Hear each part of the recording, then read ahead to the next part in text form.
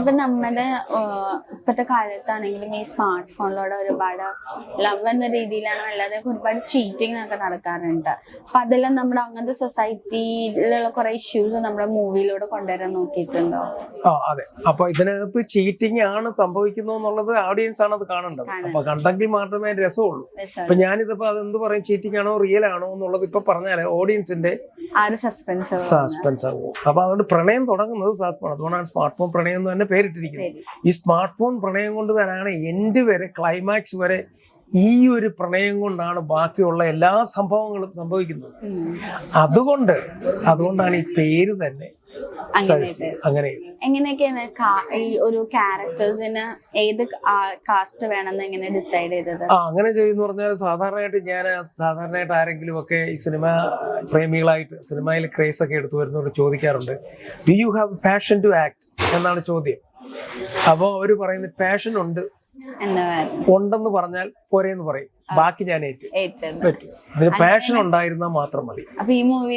അതെ, അങ്ങനെ തന്നെ കുറെ പുതിയ പുതിയ താരങ്ങൾ ഇതിനകത്ത് ജൂനിയർ ആർട്ടിസ്റ്റിനെ എടുത്തിട്ട് അവര് ലീഡ് റോള് കൊടുത്തിട്ടുണ്ട്. കാരണം അവർക്ക് പാഷൻ ഉണ്ടായിരുന്നു, അവരെ കൊണ്ട് അത് ചെയ്തു, ഒരു ബെസ്റ്റായിട്ട് ചെയ്തിട്ടുണ്ട്. അവരുടെ എബിലിറ്റി അനുസരിച്ച് ഒന്നും പെർഫെക്റ്റ് അല്ല, പക്ഷെ വളരെ ഭംഗിയായിട്ട് അവർ ചെയ്തു.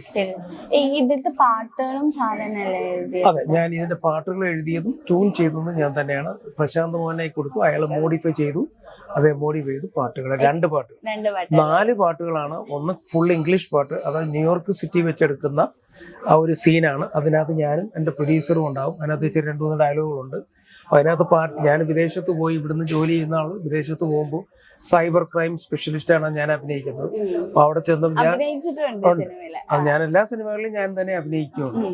അപ്പോൾ അതിനകത്ത് ഞാൻ ആ സീൻ ചെയ്യുന്നത്, നമ്മളൊരു പാർട്ടിക്ക് പോയാലും പ്രൊഡ്യൂസറാണ് പറയുന്നത്, ഈ ഒരു നമ്മൾ വെക്കേഷൻ വന്ന സമയത്ത് എന്തിന് ജോലി ചെയ്യാൻ പോകുന്നു, കേരളത്തിൽ നിന്നുള്ള ജോലി പറഞ്ഞ് ഓരോ കാര്യത്തിലും ചില ജോലികൾ നമ്മൾ എടുക്കുമ്പോൾ അതിന്റെ കമ്മിറ്റ്മെന്റ് ഉണ്ട്. അത് പാർട്ടി എന്നുള്ളതല്ല നമ്മുടെ പ്രധാന. അതും ഒരു മെസ്സേജ് നമ്മൾ കൊടുക്കുവാണ്. അപ്പൊ ആ സമയത്ത് ഞങ്ങൾ അഭിനയിച്ചിട്ടുണ്ട്. അപ്പൊ പ്രൊഡ്യൂസർ എന്ന് പറഞ്ഞാൽ ആൻഷർ റോസ് ആണ്. She is so passionate about making movies. അപ്പൊ അതുകൊണ്ട് അങ്ങനെ അവിടുത്തെ സീനിൽ ഞാൻ അങ്ങനെ ചെയ്തു. ഞാൻ ഇംഗ്ലീഷിലും മൂവി റൈറ്റ് ചെയ്താണ്. സോങ് വേണം, പാടാറുണ്ട്. ഇതിനകത്ത് 4 പാട്ട് പറഞ്ഞാൽ 4 ഉണ്ട്. 1 English full, 1 English Malayalam, 1 2 Malayalam പാട്ടുകൾ ഇവിടെ ചെയ്തത്. അതിനകത്ത് വിനീത് ശ്രീനിവാസന് ആരതിപ്പൊടിയുടെ ഫസ്റ്റ് പാട്ടാണ്.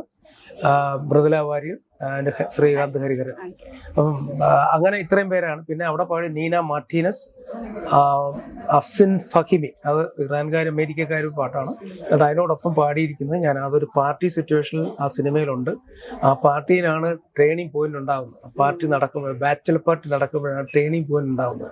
ആ ട്രെയിനിങ് പോയിന്റ് ആണ് സിനിമയുടെ മൊത്തത്തിലുള്ള കവറപ്പ് വരുന്നത്. അവിടെ പാടുന്ന ഒരു പാട്ടാണ്. ആ പാട്ട് വരും. അത് ഇംഗ്ലീഷ് മലയാളം. അവൾ കൊച്ച് ഇംഗ്ലീഷ് പറയുന്നു, ഞാൻ മലയാളം.